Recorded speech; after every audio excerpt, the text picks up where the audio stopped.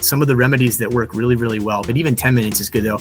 There's something about touching the ground in the place where you are that lets your body know what's different and realigns with it. For the last, I think it was about 20 years ago, but it was so fringe and out there, very little people knew about it. But if you're, like, say, trying to lose weight and you're at a certain weight and you walk around a certain amount during the day, if that's all you ever do, you're going to stay there because your body's used to it. You have to increase it. So how do you do that? Hello, everybody. Welcome back. In today's episode, we are joined by Dr. Mettler, a naturopathic doctor who dives deep to find out the root cause, from physical issues to suppressed emotional energy. So it's a real talk with real healing. Stick it on. After this, you might shift your thought about how you look at your health. Hello, Dr. Mettler. Welcome to Infinite Icons. Hi there. Thank you for having me. I appreciate being here.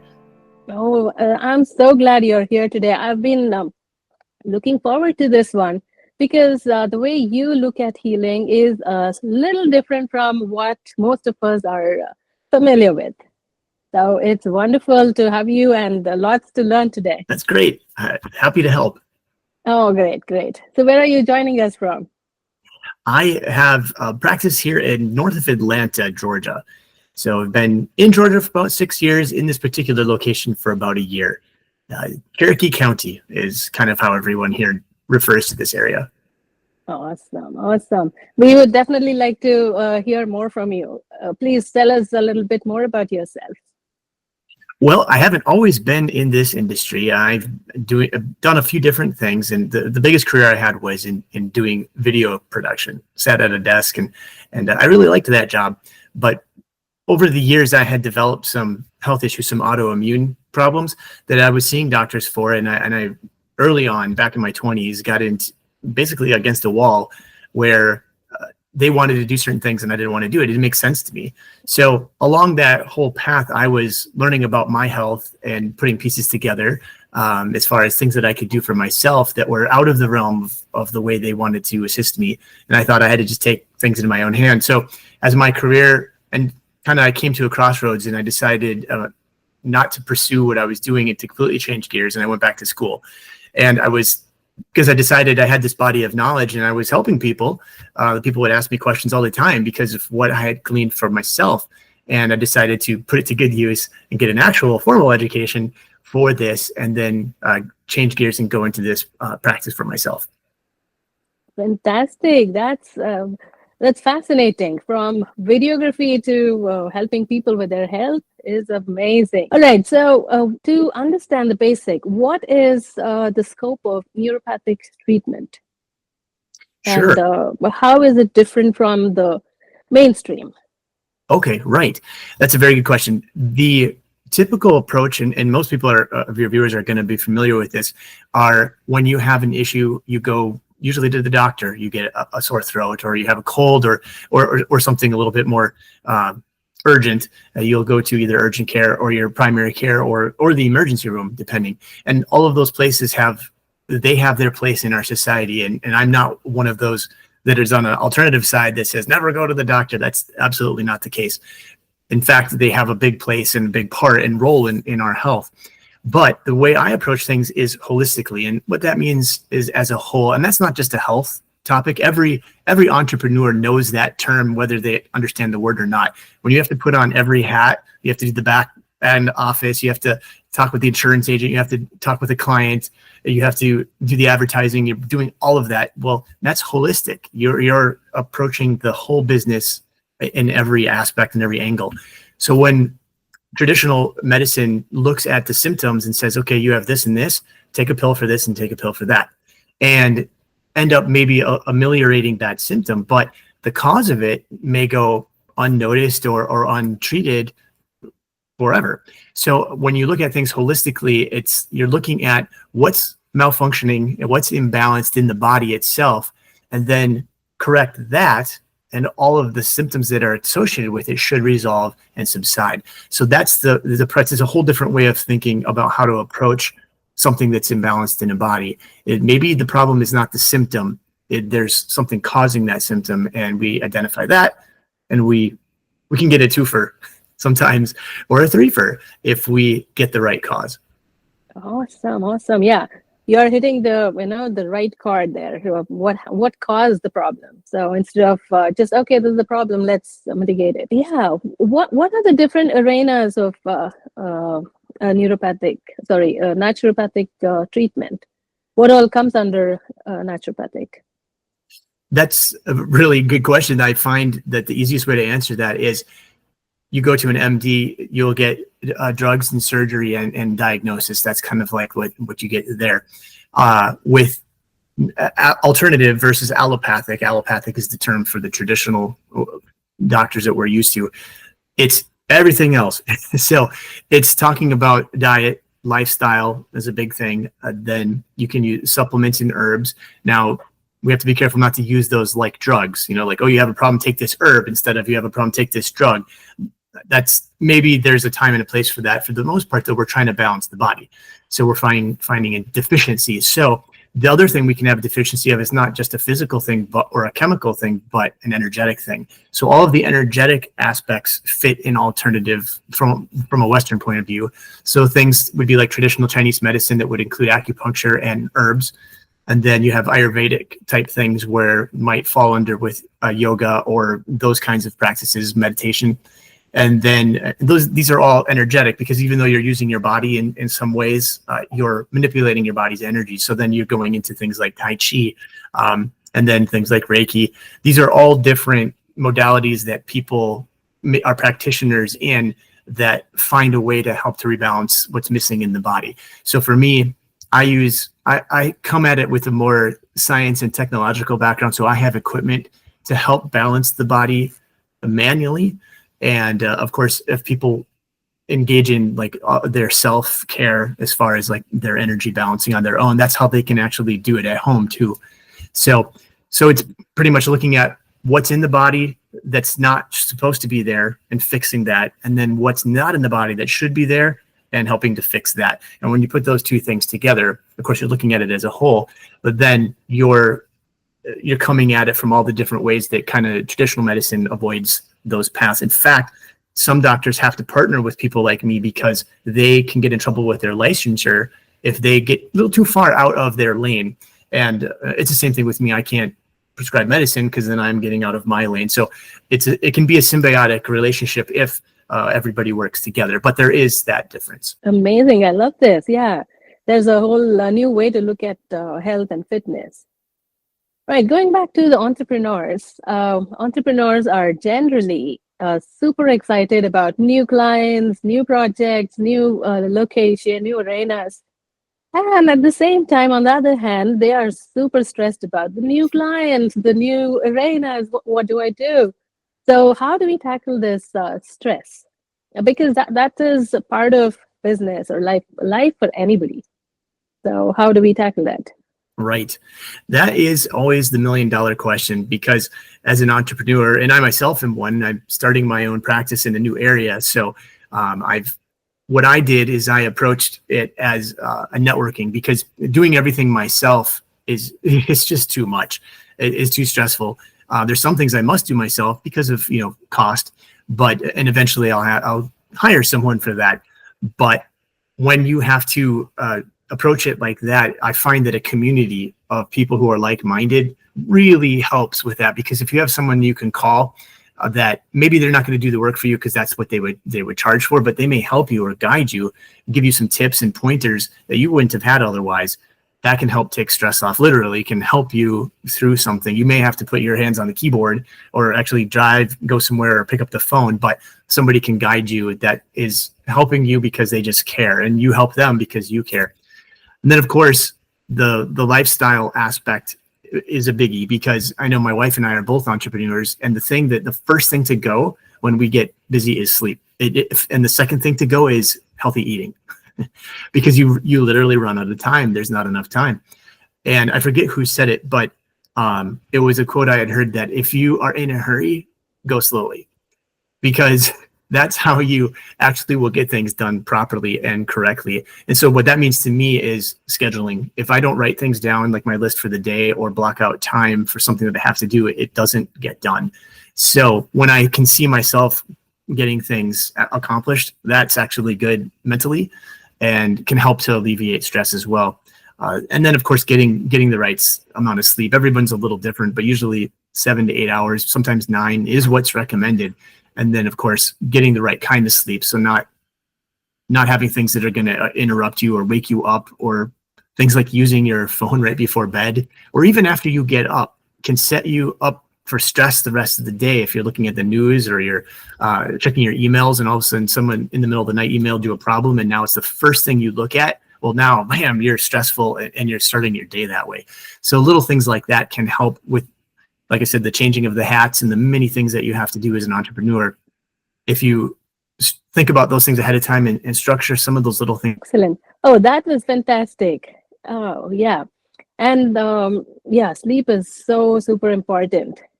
And like we were chatting the other day, and of course, you even mentioned it today, that you had to relocate. So how was that change? Because you would have created your own clientele, a database where you were, and you had to move to a different place and start all over. So how was that, and how did you handle that? That was something I didn't expect that to happen. We ended up having to move suddenly because some issues with moving my parents in with us. So it wasn't something we were anticipating, and we were set. We were doing good and had momentum, and then we had to move. So what I did is I thought, well, I'll go to the networking meeting, and I knew of one in the county. And when I went there, I met some pretty nice people, and I zeroed in on a couple that I thought they seemed to be movers and shakers. I'll do a one-to-one on them and just kind of, start getting to know people. Well, I just happened to be fortunate to get the best advice I ever have really had. And when it comes to this, on the first meeting that I had with somebody, and they said, you know what, my husband and I did, because they had been in the area for about a year prior to me coming here. They said, we decided between the two of us that we were going to go to every networking event that they could, and every kind of group thing that was possible, and just blitz it for a year and then see where we're at and then start scaling back. Well, they actually only had to do it for about 6 months, and then they had made so many connections that they were starting to take off. And so I'm like, that's a really good idea. So, and then someone else told me, do as many one-on-ones as you can, as fast as you can. I'm like, that also sounds like good advice. So that's what I did. So I just, at every meeting that I went to, I tried to find at least 2 people, if not 3, and schedule right then that day on our phones, a one-on-one meeting. And as I got to know people in the area really fast, like within 4 months, people were looking at me and thinking that I had been there longer than I was, because I had become a fixture. So I was showing up, and then plus I was getting to know people personally. And in doing so, that was really spreading my reach. And of course, you don't always do business with the people that you network with. You do business with the people that they network with. It just seems to be how it goes. Yeah. There's like a hop in between. They send people to you, or family members or friends, and that's kind of how it starts. But that coming into a new area where I didn't really know anyone, I knew, I think, one person that lived in the area. That was it. And he was a colleague, but he was a chiropractor, so I also went to see him professionally, and he's in the area. And so he helped me with a couple of things, but that's how I did it. And I joined the Chamber of Commerce as well in my area, because it's essentially networking on steroids, because there's so many people that are in it. But they have a lot of events, so there's a lot of ways to get your face out there. So people will learn your face before your name, and then they recognize you. I had people come up to me and introduce themselves, and they knew who I was, and I'm like, I don't know who this is, but they were paying attention. So that's kind of how I did it, my approach. Awesome. That gets a little easier when you're really overwhelmed with the location. I mean, the transfer, and it is stressing of how to start and where to start. So looking back, do you wish that you knew something earlier before, you started first? Let's see. Well, that piece of advice about getting to know people quicker in that fashion, I wish I would have known that earlier. Yeah. Then let's see, what else do I wish I would have known earlier? There's some I don't know if mindset is kind of a popular thing. Mindset manifestation is kind of like a pop culture thing right now, but the actual aspects of that, not the dime store stuff, but the actual, I actually hired a coach to a mindset coach to work with me on that. And what I learned about how to set your mind and have a goal, always to have a goal. If you don't have a goal, you're just a ship without a sail up and you're just going wherever the water takes you. So without a goal, you're going wherever life takes you. And if you're trying to accomplish something, you may get there, but it's going to be more luck. Longer. So with goals and setting those, I wish I would have known about that, because I've watched many things transpire and come to be because of the drive and the focus and the goals and the effort I was doing. And then, of course, you put out the energy to the universe, and there's a mechanism that it responds for good or for bad. It depends on you. So I learned that a little later in life.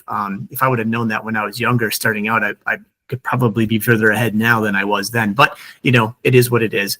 But getting even a mindset coach or learning how to properly make things happen for you there's a method to it, and there's discipline to it.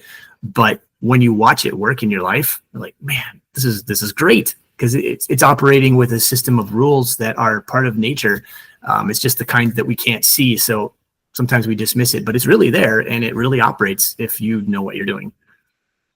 I know, so true. Yeah, this reminds me of a book by Dr. Tara Swart.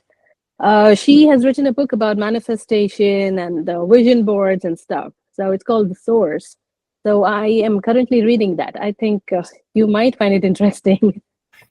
Sure. Yeah, there's a lot of good, unique approaches and different ways to go about it. And I think that, certain things resonate with different people, and you find the one that works for you, and then you just keep at it.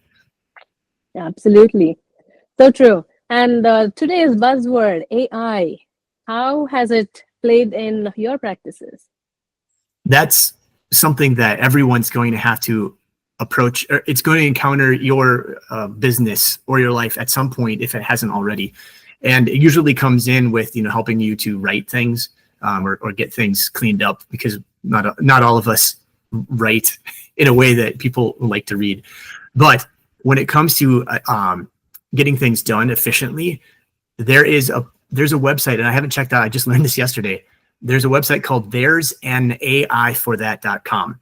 And because there's literally AIs being created every day that help you to do a process or automate something so that you have more time. And that's what every innovation has been from, going back 100 years, is something that automates something, like a dishwasher. Instead of having to go down to the river and do your or a washing machine too. Instead of having to go down to the river and wash your clothes there, or manually wash all your dishes, you have a machine, throw it in, and it does it for you, and you move on with your life. So that's where everything, and that's what AI is too. Learning how to automate things, especially as a solo entrepreneur before you have staff, is going to be critical, because people are starting to do it. And if you don't, they're going to outpace you. There's no question.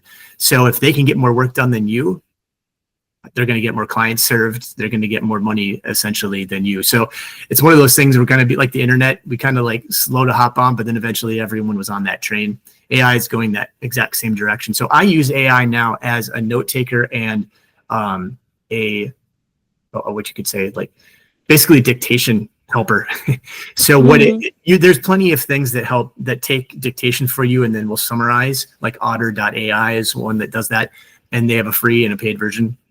But I use something that's more for the medical industry or the health industry, as far as I'm concerned. It's called Heidi.com, and it listens to you turn it on when you're in with a client or the patient, and it listens to everything that you're talking about. And then when you're done, depending on the output you want, you can have a different kind of after appointment summary. It can even create a letter for the person as a follow-up or a summary.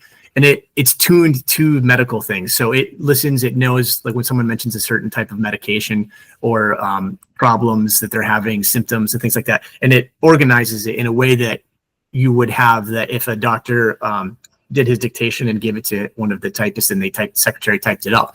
That's what it's doing for me. And then when I'm done, I can just hit done and pop out the review, just check it, make sure that it's factual, because it's not perfect. There are mistakes sometimes, and I just have to fix those. Save it, and then my client records are done. My after appointment stuff is done, and I can get that done in 5-10 minutes. where before I started using that, I was typing up all the emails. I was writing everything down in a notebook, and then I had to transcribe that onto my electric records and save it in their file. It was taking me forever. Sometimes I had 30 minutes after a client call. So anyway, that's where AI is helping me. And I'm sure it's going to start creeping into other ways that are not just about with the client, but once I get into marketing or managing my clients, it's going to probably, I know there's AIs out there doing that now that respond per phone or chat. They're going to handle that, and it's ready to come and call you and come in for an appointment. So they interact with them now that are ready to pay you.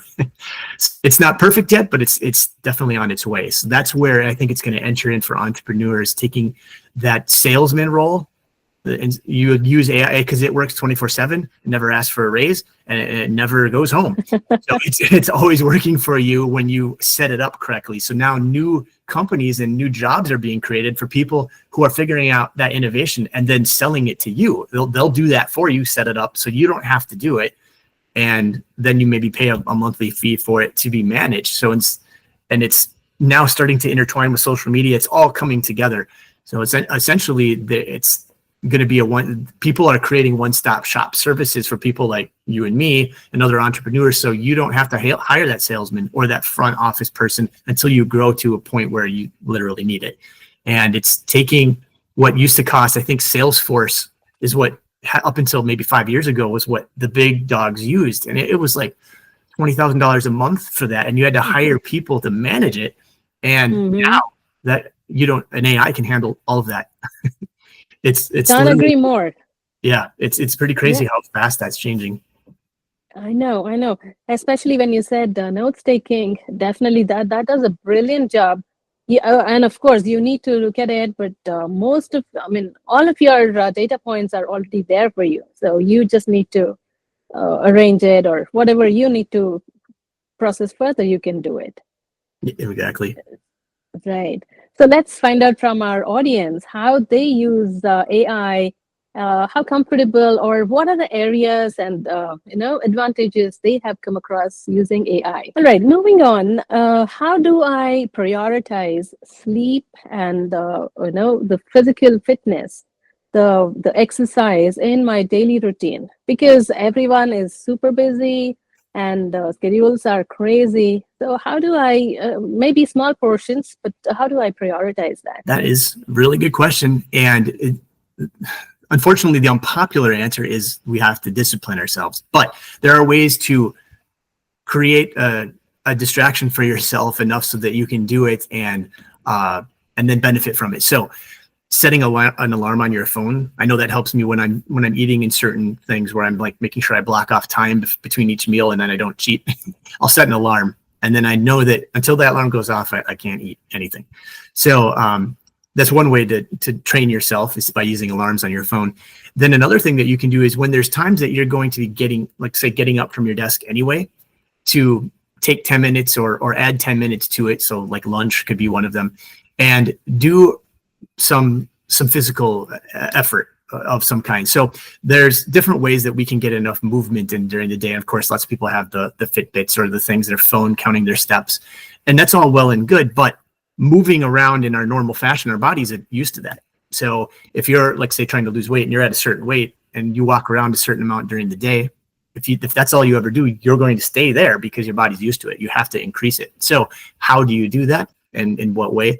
There's some stuff, I can't remember the exact study, but a lot of people think, well, I got to exercise for 30 minutes doing hard cardio, and that's going to be beneficial for your heart and for that whole system for sure. Mm-hmm. But if you're trying to just make sure that you optimize movement and optimize your time, then you might not have that every single day. If you do and you go to a gym, great, a couple times a week, that's really good for you.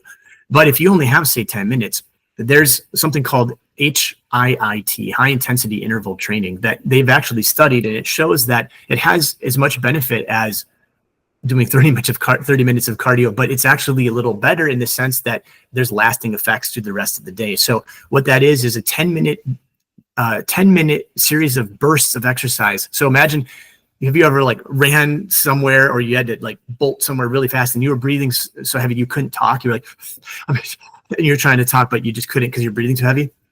If you can get yourself to that state for about 30 to 60 seconds, and then do that 5 or 6 times, it might take about 10 minutes, you will have fat burning lasting effects for the rest of the day. And it's just something to do with the way you're burning glycogen, and then the body will take fat in order to replace that glycogen and transform it. So that's where you can get a lot of bang for your buck. It's just a matter of having a way to get your heart rate up that far. So you could do a sprint, or you could do the jumping jacks or something to get your heart to that point. Just briefly though, that's the key, is it's 30 to 60 seconds.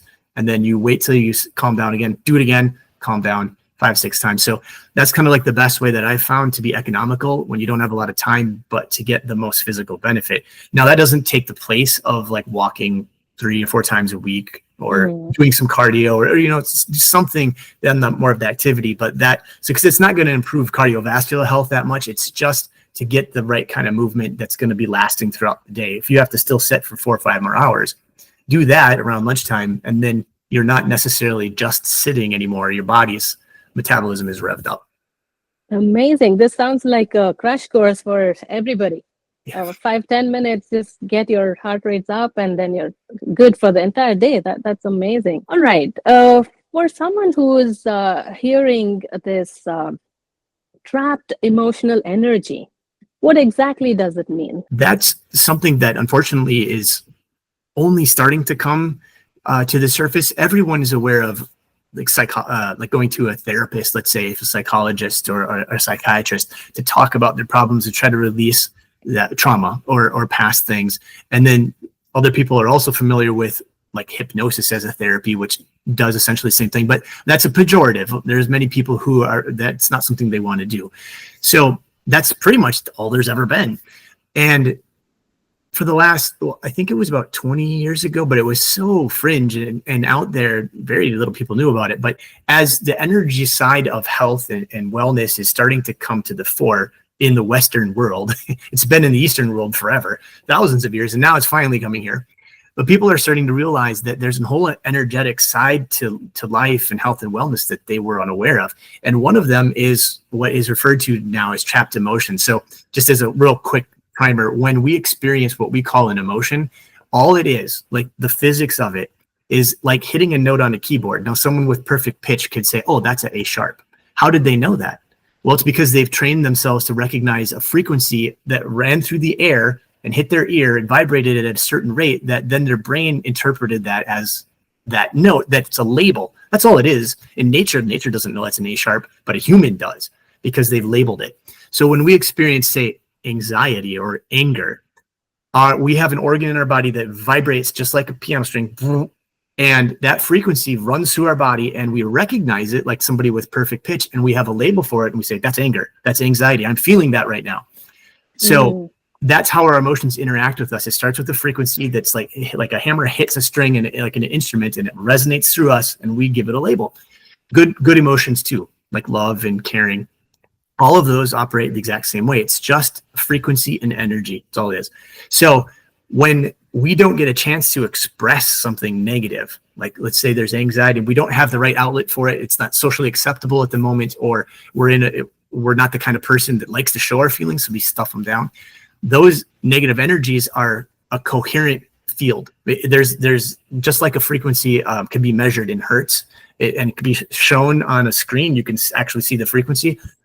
Those things can get stuck in us because it didn't go out. So it's like static electricity. So if you shuffle your feet across the carpet and then you don't touch metal, you have it all built up in you. It's not going anywhere until you give it an outlet.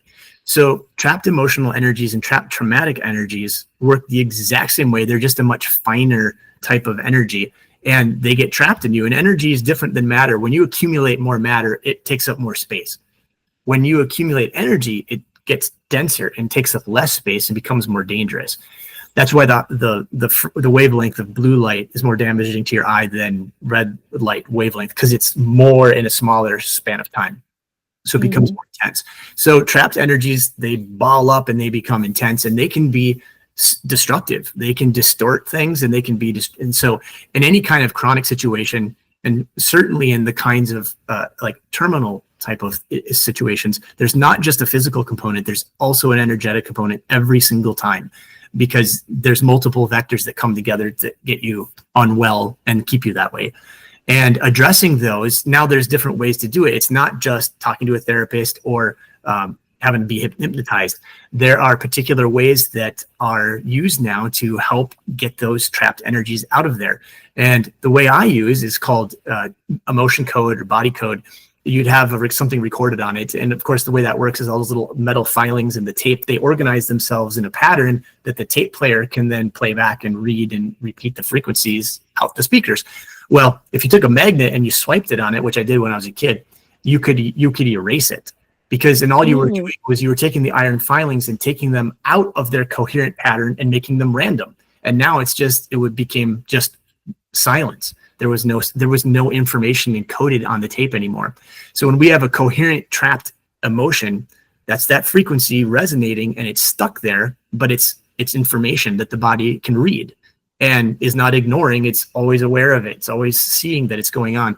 Well, when we use this particular technique, we clear out that coherence and it goes back to silence. So the energy stops having a form to it, you could say, and what it's not ringing anymore because you just silence it. And it doesn't matter why the emotion got trapped there, because you just erase it when you find it.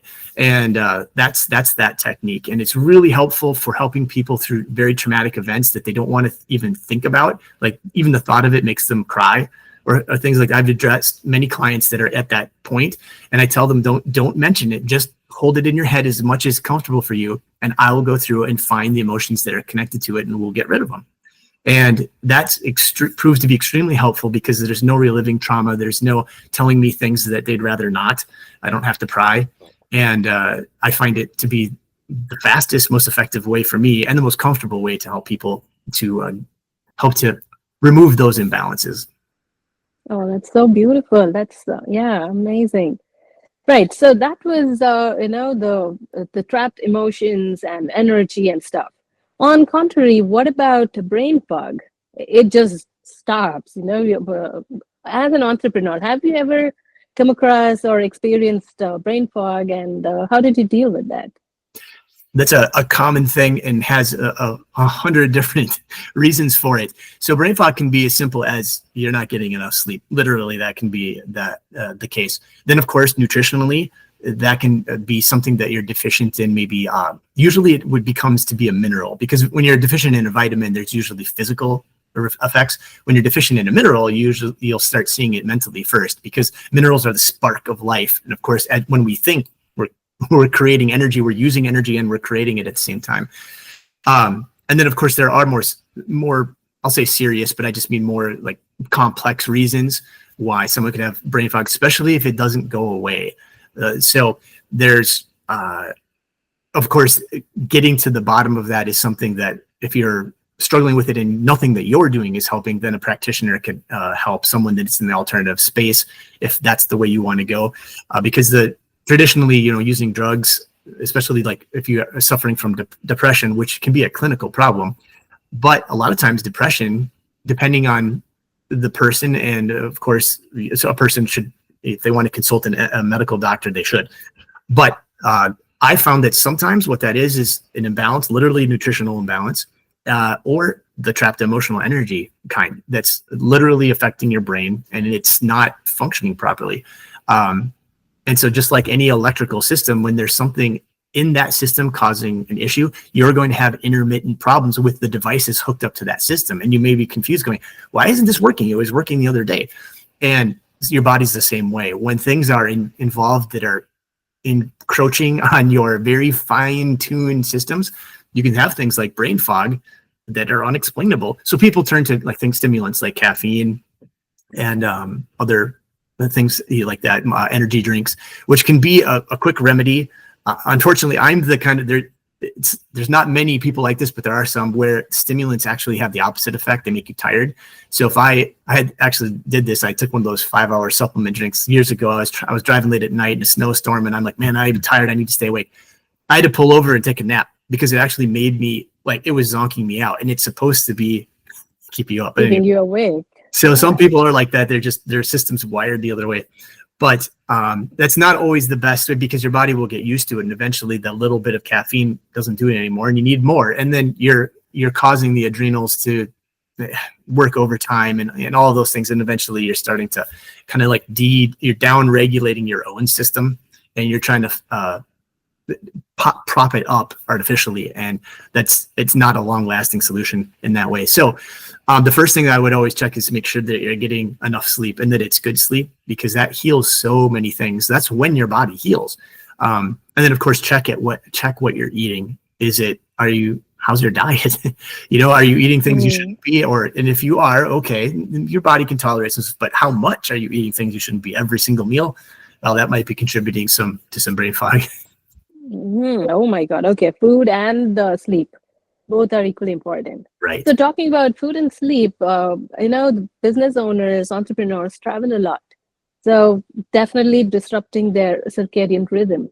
Could you briefly tell us how to actually handle that disruption and how to bring it back so that it doesn't affect for a long time? Sure. That's one of the interesting things that shows how connected we are to our own planet, that we get where we live for a while. Our body actually seems to be aware of you could say the signature of the energy of the planet where you reside. And when you move, in the past, it took a long time, it took months to go across the country. So your body was adjusting every day as you traveled, nice and slow, and there was no adverse effects. But now we can zip across the country in a matter of hours, and even just a few more hours, we can be on the other side of the world. And so since the world seems to have like a magnetic signatures in different places, that's in small movements doesn't change much, but over a big distance, it could be very different. In fact, if you think about the southern hemisphere, it's a complete different pole. The Earth is one big giant magnet, and you go from one hemisphere to the other, everything's reversed. And so your body is like, whoa, what is this? We're not used to this. So when especially the larger distances, the thing is when you're in a plane, you're also at a lower pressure, because I can't remember, so don't quote me on this, but I think the plane pressurizes to about 8,000 feet, even though it might be at 30,000 feet, so that you can, breathe naturally. But at that low pressure, you're not getting as much oxygen as you would on the ground. So, and if you're in the plane for 6-7 hours, you are getting very low grade. So it's not anything clinical, like you have problem, hypoxia, where you're not getting as much oxygen as you normally would. So the body's not used to that. So oxygen's its fuel. So imagine if you were putting in very low grade, low tier gasoline in your car. It wouldn't get very good mileage at the gallon. It might knock. It's not going to operate well because it's not pure. It's not the best that it can be. So the same thing with what we bring in through our lungs. We're bringing in the energy from the oxygen. The electrons are what power us. So flying it. So you're already getting low power for a longer period of time. Plus, you're flying through the air, there's friction. So there's static electricity, like I talked about shuffling on the carpet, and then you don't touch anything. So that whole time, the plane's floating in the air. It's not touching the ground. And it's just a big static energy tube flying through the atmosphere and going through that's why lightning goes from cloud to ground, because of the positive, negative, wham, and energy has to balance. So you're creating all this static as you're going through, not balancing that whole time. So now you're having a static charge build up in your body too, that's polarizing things. You're not getting enough oxygen. So all of those things are what contribute to what people would consider jet lag, or sometimes they get sick after they fly. It's because your immune system was underpowered for so long, and until something got you. So when you get to where you're going, some of the remedies that work really, really well are to ground yourself. So getting bare feet on grass or concrete for 20, 30 minutes, if you have it, even 10 minutes is good though. There's something about touching the ground in the place where you are that lets your body know what's different and realigns with it. So it helps with that jet lag, because if you're wearing soled shoes, you're in cars with rubber tires, you're in buildings that aren't connected to the ground directly, you're still technically in the air like you were in the plane. You're not touching the ground. And that's what syncs us up magnetically. I'm not exactly sure what it is, but that's what that indicates from the ground. Your body syncs with it in the pulse of the earth. Then the other thing some people do is they may take some high dose of some type of antioxidant before they fly, because that's going to provide for you something to fight against the oxidative stress you're going to endure when you travel, when you fly, especially, because that's what everything I talked about, that's what it's doing to you. It's creating oxidative stress. And when our body has that, the solution to that is oxygen to undo the oxidative stress. So antioxidants have that ability to bring electron power to your system and deliver it. So now I'm not advocating for anything or recommending anything. This is just what I know that some people have done and I myself have tried. So like taking liposomal called methylene blue before they fly to provide that antioxidant for that travel.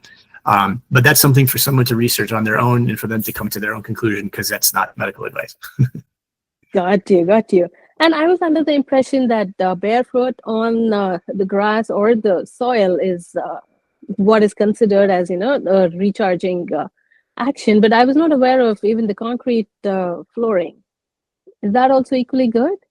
Well, if the concrete is in touch with the dirt, it can still conduct. It's better if the concrete's wet, but concrete can, because it's made of sand and so what else is in there? I forget all the ingredients in there. But the natural ingredients. Yeah, so because the stones themselves, depending on especially quartz is a crystal that conducts electricity really, really well. So as that's touching itself, you're touching all the way up to the concrete to your bare foot, you're getting that resonance being transmitted through the rock and through the little pieces of aggregate that's in the stone, in the concrete. Fantastic. Oh yeah, that was cool. I think all of us should just step out for a little bit and get recharged and get back. Yeah. Oh yeah, it's definitely good for you. 10-20 minutes touching the ground and in the sunlight, you're sandwiched between the two forces of the universe through the cosmos. So the magnetic energy of the earth and the electromagnetic energy of the sun is really that's what makes plants grow, and we eat the plants, and so what makes us grow. So really it's all tied back to those two primal forces. Right. So simple and so effective. Amazing, doctor. That was fantastic. Now we move to our fast 5 questions for you. So you can give me short answers or even a word would do. Okay. All right. What's your favorite part of your job? Being a detective.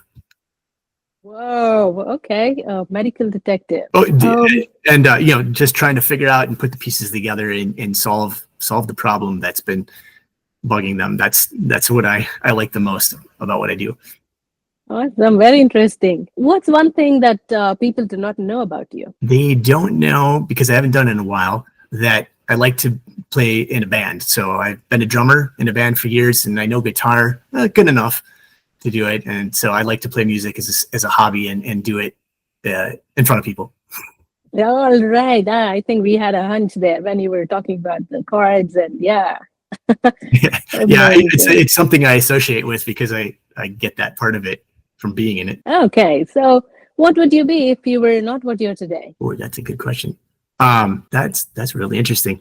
I would be, so at this point in my life, what I would like to do is, this sounds stupid, but like if I didn't have to worry about money and I could just do what I wanted. There's a lot of skills that you get as you grow and you have your own house and you do different things. And I used to do some work, like construction type work, is to help people with their projects, because I have a lot of knowledge on that stuff. And I find that that's what everybody doesn't have time with. It's the same thing for me.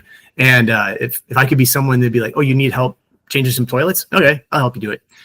I don't know. That's a dumb answer, I think. Not at all. That's such a benevolent thought, actually. Wonderful. That's what I would like to do. It's I know, it is amazing. And what are you still working on as an entrepreneur? A couple things. I'm definitely still working on my education. There's always certifications to go, and I'm working on my board certification currently, actually. And then I'm working on my hobby, rehearsing, playing music. But the other thing I'm working on too is the mindset thing and getting better at using my imagination, because everything that exists in the world was imagined first and then it got created. So we forget how to do that from when we were a kid. So I'm working on that. We're trying to get better at that. Cool. So cool. And one word to describe you? Yeah, inquisitive. Oh, cool. I like that. Excellent. That was fantastic, Dr. Mettler. Is there anything you would like to, your message for our audience? Be it the field you're in or the entrepreneurs. So what would you like to tell them? I would say, don't give up before it's time. Now, there's always a time when maybe you're like, okay, this isn't going where I thought it would. I have to change and do something different. But I don't know how many times sticking it out just a little bit longer the answer came, or the person came that you needed to meet, or the opportunity finally was there. It happens all the time, and you just never know when it's going to be. So it's best to set your goals, and you may even have goals set that are indicators to stop or to change, or in the sense, not give up, but maybe just shift your focus. Maybe you know what those things are, but unless those things happen, keep pressing, keep going forward, because you always meet the person you need right after you need to, you wish it would have been sooner, but it's once you kind of go over the cliff, all of a sudden there's the hand to hold it and keep you from falling off. So just keep at it and keep those goals in mind. And then when you reach them, set new ones. Don't ever stop with that. Awesome. Absolutely. That's a great piece of advice for everybody and anybody for that matter. So great. If somebody wants to reach out to you for consultation or any other purposes, what's the best way to reach you? Well, my email is jason@newparadigmhw.com. And my website is newparadigmhw.com. So they're on my website. You can click to book like a 30-minute consult. Yeah. Excellent.